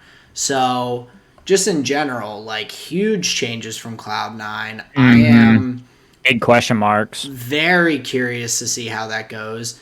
I watched a video earlier today that Cloud9 put out probably at this point 8 hours ago maybe, that Fudge was sitting down with Jack and talking about the switch to mid lane, and like they made that decision 3 days ago, apparently, like right before the free agency opened up. I'm sure after, of course, conversations with different people to see what mid laner options they had, and just deciding to go with Fudge and make that role swap. So I'm intrigued to see how that goes. It's going to be weird for me to see him in the mid lane, and unless the mid lane Ornn and things like that come back into meta. So that's gonna be right where we're at. Tanks in the mid lane for all the roster swap there. But no, yeah, a lot of big question marks. We'll see who ends up winning the off season here, because a bunch of academy players and like you said, players from across the pond. yeah, and I don't think you and I, like, we'll probably briefly mention it as like periodically throughout the podcast as things get solidified for teams officially, team by team. But honestly, like, we're not really going to know much until the spring split starts up. And until we see games, like we're not watching their solo queue or anything. I wish that I do kind of wish that we did have a like off-season North America little like mini tournament thing with academy teams and LCS teams all just kind of diving in and going for it. Oh, that'd be too much fan service. They would never do that for us. I mean, I think, was it on your... It was on your list. Well, yeah, there's a national tournament for China, but that's not like put on by Riot. That's just somebody else No, doing but tournament. like that would be cool. Like I miss It those would be. other It would be tournaments. very cool. I agree. I I miss agree. IEM San Jose and like some of those Hmm. weird like off-season type tournaments that had some like different teams from everywhere. That was kind of cool. Bygone era, man. That's like hoping for a fucking Oh, like I know. just give me my washboard. It's too much electricity, man. No, I know that it's days gone by, but at the same time, I think it's cool that China has things like that going on. I agree. That's I agree. pretty neat. So The one note for that is that EDG, the world champions, were knocked out knocked out of at least the winners bracket. So that's fun. yeah, it's exciting. Never able to defend the title, man. Top team changes all the time. But yeah, Yeah. so that's like a little bit of a rundown of the roster swaps. Were there any other notes you wanted to make? No, that was pretty much what I've got. Nice. But I know you have a lot of Magic talk, or at least some Magic talk that you At wanted to least get some. into. I just like to shout it out. I just like to mention it. Let's fucking get into it, man. Let's go.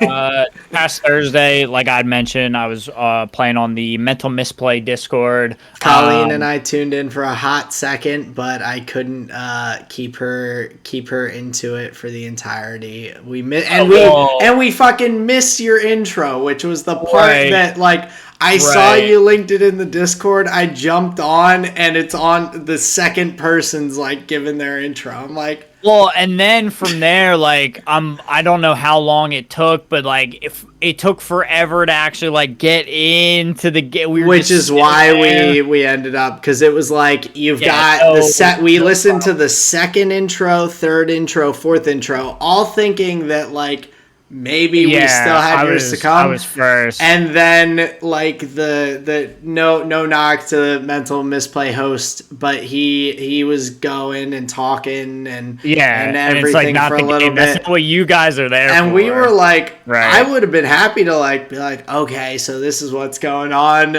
Sure. from my finite Sure. knowledge of Magic, but it didn't unfortunately work out. But Yeah, but just a horrible time to tune in. I should have linked you after like I was like actually in the game or whatever. but hopefully But the next time you've got something, maybe I'll be able to tune in separately, or if Colleen's there, hey, we'll give it another shot. sure. Link me 20 minutes later next time.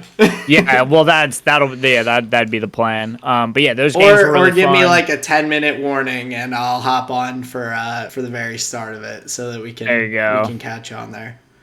But yeah, so those games were fun. I only got to play one. They were kind of the games move a little slowly now, not because of them or anybody that they play with, but the overall cards that people like to play. You hear the word stacks all the time. People love playing stacks, which is basically just like making players not able to play certain things or have a tax to play certain things. So like the quintessential stacks card is Thalia, Guardian of Thraben, 1 and a white for I believe a 1/2 that says non-creature spells cost 1 more generic mana to cast. So it makes a Soul Ring 2 mana, a Mana Crypt 1 mana. And so the That's idea so annoying. it is what it is. I have my feelings about So it. But, is that the play to just be like, well, this allows me? I'm assuming that the decision with that is I'm doing XYZ with my deck. This gives me basically a 1 turn up advantage on the rest of the map because they have to have an extra mana out on the field.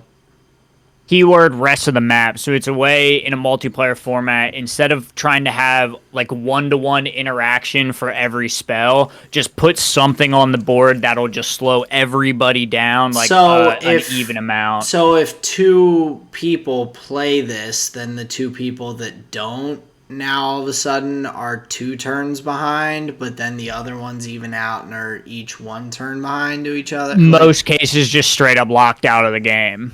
That's so annoying and boring. Like, I want to see card interactions. I want to see wombo combos, man.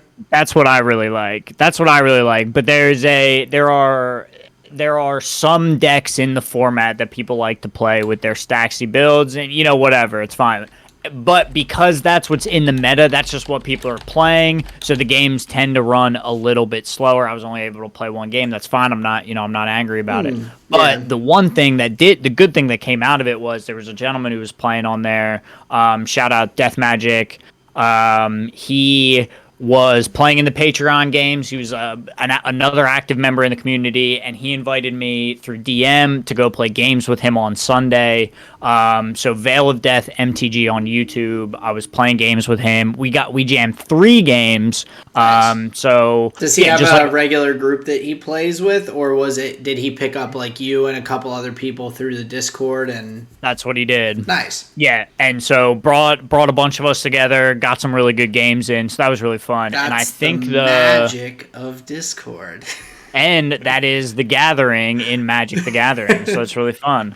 But I think the thing that I learned out of all of these games is I now know why players are so focused on like the database and the lists that are the strongest for said commanders. Like when people are playing at these high power tables, they're expecting to see certain cards and certain things come up.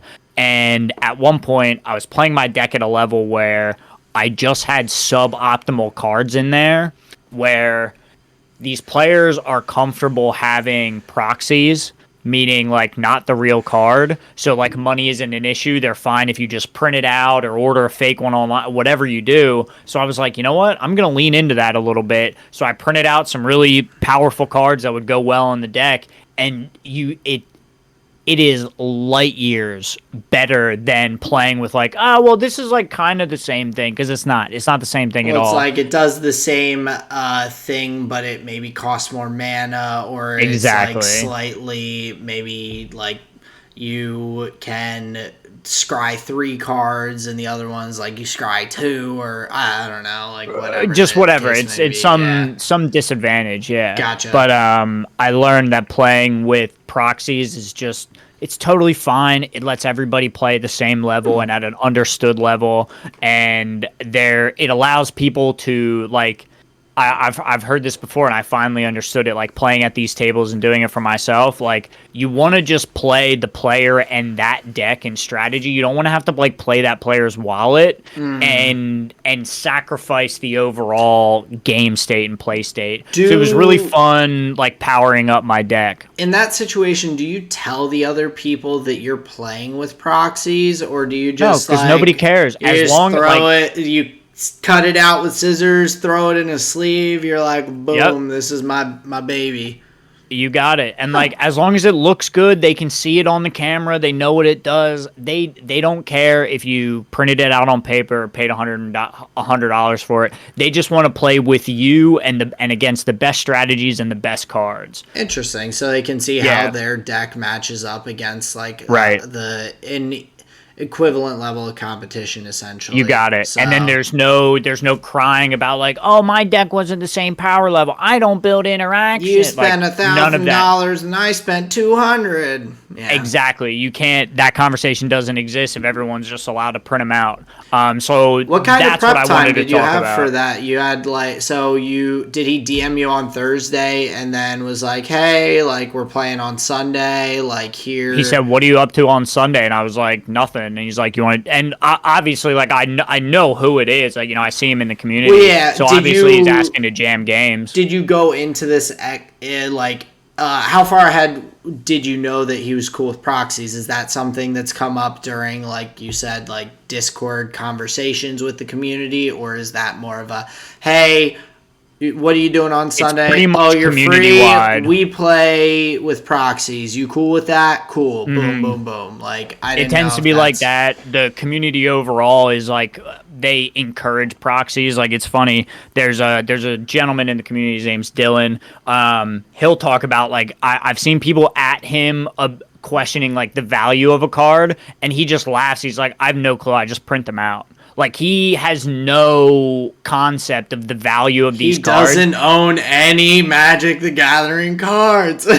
Probably not. Probably not. He just prints them out, but like he understands the strategy really well. He's a good deck builder. He's an insanely good player. That's cool. So it just shows the variety of attitude that you can have, and I just started to embrace the play to win attitude, where it's like, man, fuck what my wallet allows me to do. I just want to play with the best cards, and there is a community to go do that. That's and it's fine. really fucking cool, honestly. Yeah, so it was a great weekend of games. I think there are, and I think that's a nice find for you too, because I can imagine that there are probably, maybe not as high as like 90%, but probably like maybe 60-70% of communities would be like, fuck that, that's not the way this goes. Right. You have to pull them from packs. You have to buy them or whatever. Buy like your cards are cards, and like I they're can imagine game pieces, I believe. So like, you know, you shouldn't let the price or scarcity of something limit you being able to play with that game piece. If you're it's printed playing into this Monopoly, game. you need the Monopoly thimble piece. You can't pull a thimble from your mom's sewing kit and slap that There down. you go. There you go. And like, there's a world where everybody loves like sending their cards to their favorite artists and having them draw on it. So like, people will slap something down that's like a painted on, and all you can see is the name, and you're just like, well, I hope you can like tell me what that does, you know, and they always can. So people love proxies cool. and alters, like it's a whole shtick. So I was happy to get involved. I didn't realize that was like an even potential option. Like, oh, it's a whole shtick. I think about it all the time. Man, I want to get a set of Power 9 for my cube of just like printed out Moxin and fucking Black Lotus and shit. That's awesome. I mean, like, I remember back in the day, this is like dating us probably slightly, but like back when Pokemon cards and the Pokemon card game was like pretty big, back when we were probably like elementary to early middle school age and whatnot. And people were like butthurt about Japanese cards when people had that, or like some people would like pull a card out of a vending machine that was actually a sticker or like whatever. It wasn't an actual card, and be like, you can't use that. That's not an actual card. But it's the exact image. It like that's so funny kind of arbitrary to think about. Yeah, it really is. It's like, and that's what I learned. No, that's kind of dope. I'm a fan. But so fun Magic games. Give me your flavor of the week here for to wrap up the show here. Sounds good. I can do that. So for my music, this week was like recommendation week for me. So one, very cool. I went and listened to Charmander by Amine. Nice. Or how do you say it? Is it Amine or is it? I think it Amine. Okay. Anime. I've always like in my mind have to correct myself from calling it anime, so I always call it Amine to like, because that's what my brain does. But listen to Charmander, like the song. I forgot, like I've heard some of his songs before, but I forgot how different of a sound he is from a lot of like rappers in just today's day and age, or just like in general. I like the uniqueness. It was cool. I don't know, like I know you really jive with him and all, and I enjoyed it. I'll probably go and check out some other stuff, but I don't know if he's gonna like ever be one of my like, oh, like new drop, gotta listen to it right away kind of guys. But it was pretty cool. And I enjoyed it. But the other one that was similar to this was F1 put out a Spotify playlist it was the official F1 playlist that was taken over by this music duo, I believe, called Nervo. And they are like EDM-y kind of people, artists. So it was kind of cool because the vibe from the playlist and all was relatively similar to like a lot of Colleen and her friends like EDM playlist interests. So I was like listening to that a little bit. I'm like, oh, this kind Nice. of like bops along with some of the other stuff that This like, really slaps. yeah, this is a slapper. Nice, dude. But some of the music that I've listened to more being around her and everything, so that was kind of cool. Like, I'm gonna get to show her probably some songs that maybe she like jives with that she hasn't heard, but that are similar to her interests and all. So that's pretty cool. So that is my music for the week is Amine and the F1 Nervo Takeover. Nice. For my visual medium, we've been just moving through Harry Potter. So we watched through.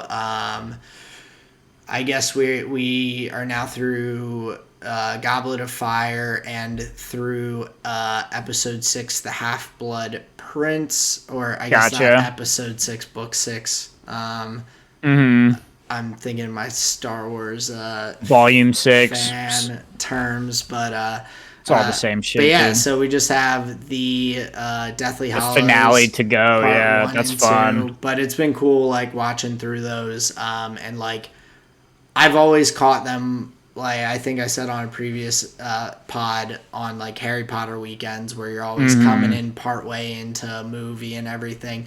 And I think now like 3 of the 6 that we've watched, I had not seen like the first 20 minutes of like 3 different movies that I'm now like. Yeah, and Harry Potter, some of the opening scenes are like so amazing. Important. Like, and they add so much information.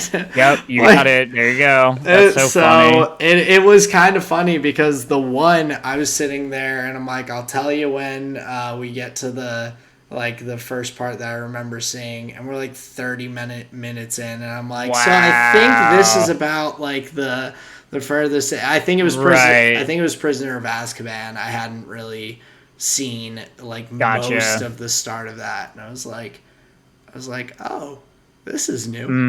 There's a lot of like exposition as like first chapters of the Harry Potter thing. So yeah, a lot of the opening scenes are super important. But good, I'm glad you're enjoying it because they're super fun. And 6 and 7 is where you get to like the deep lore, and you're like, oh yeah. It's cool. That's where it gets really good. Some of the deep dark boogie monster shit with He Who Shall Not Be Named and whatnot. So Snape kills Dumbledore. Ah!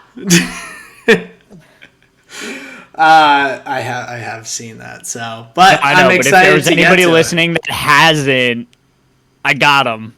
I'm gonna have to see if I can find exactly the timestamp for that and just put it in as spoiler alert in the timestamps. Oh no, that's why I said it. No, you don't want to. You can't spoil it. No, just to bait them into it. Just like it says spoiler alert. What's being spoiled? That's funny. That'd be good. That'd be good. But what's your food? The place that we went for Colleen's birthday dinner is called Pine Fish. It's a solid Philly restaurant. We got some nice fresh oysters for our appetizer. They had like, you're not a big oyster guy? Is it a texture thing? Something about the slurp, man. I don't care about a slurp. That's so gross. I mean, you can help it along with the little mini fork and all, but nonetheless, we're big oyster fans, so that was solid. Cool. And then I had mahi with like scallops on top of it, and like some other like just bunch of stuff in it. Colleen had a clam bucatini, I think is the correct pasta name, and that was like we both kind of taste tested each other's, both very good meals. Nice. And the drinks were really solid too, and they gave us a free glass of wine because I had put on the reservation. They're like, had a little thing for like, why are you coming? And I had said for like a birthday celebration. and Nice. so they hit us with a nice free glass of wine. So that That's was cool. sick, dude. And Hell yeah. also, as a side note, we took an edible about 30 minutes before we went, and that Yeah. hit like halfway through dinner, and we were like, this food is really good. That's dope. That's really dope for it to just like sneak up on you like that. Yeah, so that was yeah. that was a really really good meal, enhanced Glad with to hear it. performance Hell yeah. enhancing drugs and whatnot. But that is Sure. my flavor of the week. How about you, my friend? What have you been chewing on, listening to, looking at? Mine's kind of boring, so I'll save you. So my food is just cashews. I love lightly salted cashews. They're a great snack, great source of protein. That is my food. I've just had them bunch this weekend. Do they have like weird like flavor ones? I found a thing of wasabi soy almonds the other day. Sure. And Yeah, I'm sure they do. But you just go straight up just cashews. Just lightly salted. Yeah. Nice. You know, I'm all right with that. Then, and the visual medium and my music kind of tying together. Been watching Arcane. The Act 3 comes out on the 20th, and we've absolutely been loving it. I think even if I had no clue about League of Legends, I would love the fuck out of this show. Like, the animation is super high level. The characters, it's all just like really fun. And the intro song Enemy by Imagine Dragons, we've just been making fun of it because it's just like, dear Lord, dude. I'm a dummy because I thought that they put out the first 3. I haven't watched it, the second act. You should watch it. It's I really watched good. the first act, but cool. I was under the impression that it was like, hey, here's 3 episodes to get people hooked, and then we'll be putting out 1 episode per week. And then, like that's what my perception was, because it says on the Netflix thing, it says episodes weekly. And so I thought that meant like 1 new episode per week. So I had been holding off on watching what came out because I would rather binge through and watch it all back to back. And I'm like, well, if I can only watch 1 more episode, then why would I do it? I didn't know there were 3 episodes. So well, there you go. I'll have to go ahead and do that. But yeah, that is my flavor of the week. Kind of boring this week, but you know, we're moving through. We are moving through. Aaron, any final words here? Just a couple. Ladies and gentlemen, thank you, of course, for listening to us as always. We appreciate anyone who's out here taking the time to listen to us. We are on Spotify, Google Podcasts, Anchor, a bunch of those places. YouTube. We are on YouTube as well, and you can look at us on Twitter and interact. I know Justin's been interacting a lot in terms of the Magic community with some of the mental misplay people and everything, which is pretty cool. I get wild on there, man. I send a tweet out. I've hearted some things. It's I get cool wild, bro. It's cool to see like the interaction. I get the notifications and all, and I enjoy that you are like getting into that. I like the idea of us getting more interaction with the communities that we're involved with and everything. So that's pretty awesome. So you can of course find us there on Twitter at tall and short of 1, the number 1. But yeah, that's about all I got. Justin, let's take this out of here. Yeah, I would just like Aaron, I just want to thank everybody very much for spending your time with us. This is more of like a tiny milestone and like a shout out to the people listening this long. We've been pretty consistent on our viewers for a consistent amount of weeks, and that is to you guys. So thank you so much for listening. Thank you so much for making this a fun thing to do and to look forward to. And that's to you as well, Aaron, because this is awesome. Oh, absolutely. I love it. But this has been, I'm glad to be here with everyone. So this has been another episode of the Tall and Short of It podcast. Peace out, everybody. Later.